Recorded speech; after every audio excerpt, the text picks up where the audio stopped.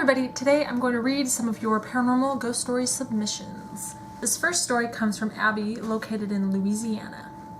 After attending my uncle's funeral, I went home and took a shower. I walked across the house to the laundry room to throw my clothes and towel on the floor.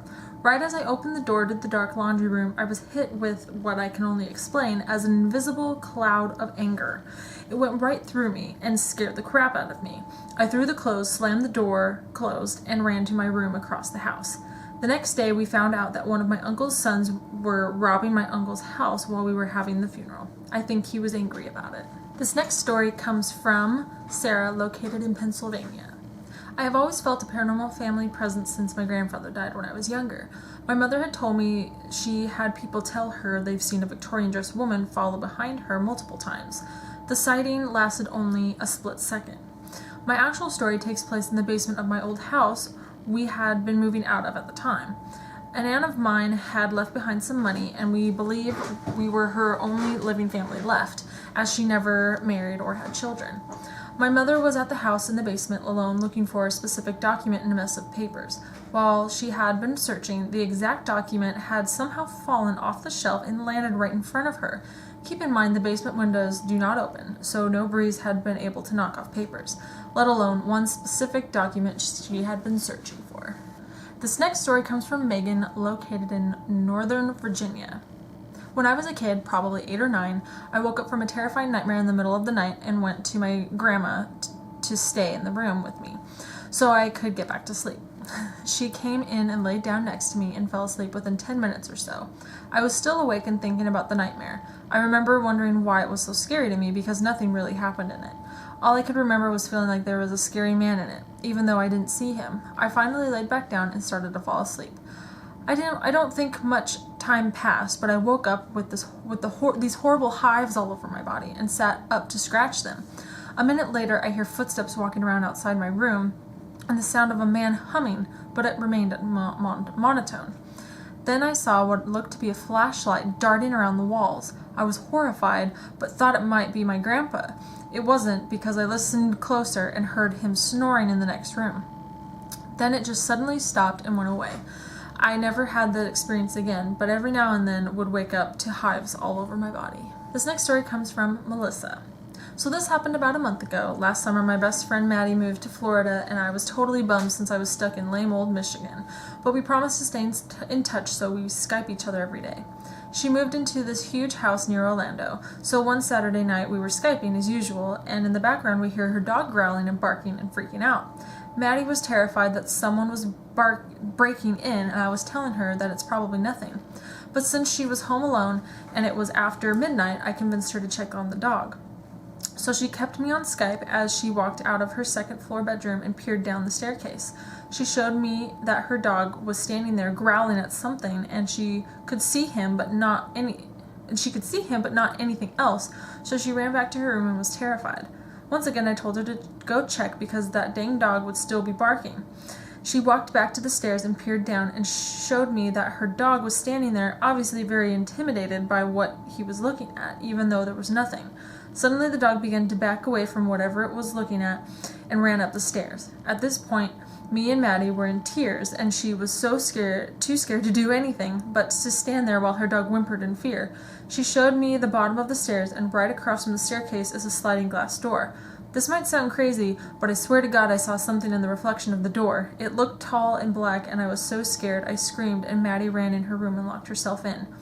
We were in total panic thinking someone broke in, but the next morning when I called her, she said that she told her parents and they didn't believe her since no one could have gotten into the house. This day I have no idea what it was her dog was barking at, but she always feels like she's being watched. This next story comes from Tia, located in Alberta, Canada. When I was about 5 years old, my kitty and my best friend, Bootsy, passed away. We were really close, and she had a spot by my pillow that was her favorite sleeping spot at night.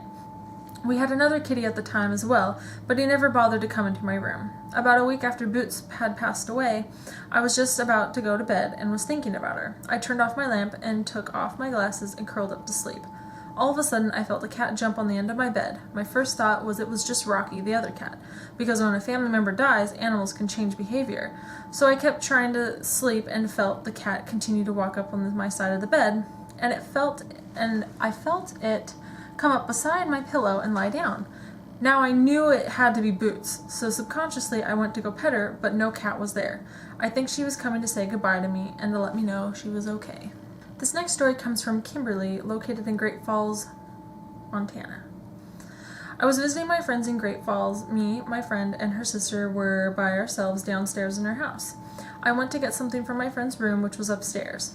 As I was climbing the stairs, I heard two people whispering to each other. At first I thought it was her brother and her mom and dad talking to each other, but I remember that they were gone and we were the only ones in the house. I leaned forward to try and catch what they were saying, but as I did, I heard, "Shh, she's listening." I immediately ran into the kitchen where my friend and her sister were and told them that we needed to leave the house and call the police because there were people upstairs. As I tell my friend and her sister what I heard, my friend nonchalantly tells me to not worry about it and that it was just the ghosts. Turns out her house had a brother and a sister ghost, and I overheard them talking to each other. For the remainder of my stay, I tried catching glimpses of them, but nothing else happened. This next story comes from Zarina, located in Utah. My boyfriend and I used to go to the graveyard occasionally just to hang out. It's peaceful. There are two entrances, in the back and in the front. We decided to go to the back one and walk down the hill to the front. It was twilight or dusk, so it was just barely getting dark. As we started walking down, we saw all these people walking around down at the bottom, and we both thought it was actually kind of weird that there were so many people, but that they must just be down there doing the same thing we were. As we get closer to the bottom, we started to see fewer and fewer people. And by the time we got halfway there, they were all gone, vanished into thin air. We saw none go in the direction of the exit or jump over fences because, like I said, it wasn't 100% dark yet. We could still see. They were all gone. All of a sudden, we saw at least 10 to 12 people walking around the graveyard that just disappeared. It is the coolest, strangest experience I've ever had. This next story comes from Elle, located in Missouri. I have always believed in the paranormal and can tell you multiple stories as to why. My husband, on the other hand, non-believer. I found it odd that he never picked up on the little things that went on around me on a daily basis. I truly believe that I have a spirit, or more than one, who follows me around from place to place. Work, home, when we move, etc. The night my husband became a believer had nothing to do with my spirit, though. This was different. We were laying in bed. Our bedroom was at the back of the house and was long, but not very wide. It was basically the length of our house, but only 12 or so feet wide all the way down. Our son was only a year or so old, and the door to his room was literally at the foot of our king-size bed. Probably only a foot of space between the end of the bed and the opening to his room, because of the odd-shaped room. Around 3 a.m., I woke up, wide awake. My husband woke up too about 10 seconds later. I looked at him and was about to ask him what was wrong when my 5-pound little Shih Tzu puppy, who slept on the end of our bed, went into full barking mode towards the door to my son's room. It felt like time slowed down. Neither of us said anything to each other. We were frozen as we watched a tall black shadow in the shape of a man walk, float, move to the end of our bed and stand there. He didn't have features really, just had the shape of a man, but was all black. His head was at the ceiling. He was so tall. After several seconds, he turned to the right again. You could see the side of a man shape, and moved through the length of our bedroom, turned again and went through the wall where a door used to be. The door had been covered up in the remodel. My dog had jumped from the bed and barked behind him all the way to the door, and then he sat and barked at the wall for another 2 to 3 minutes. After that day, my husband never doubted me again. After we sold the house to a man who later had his girlfriend move in with him, she contacted me on Facebook.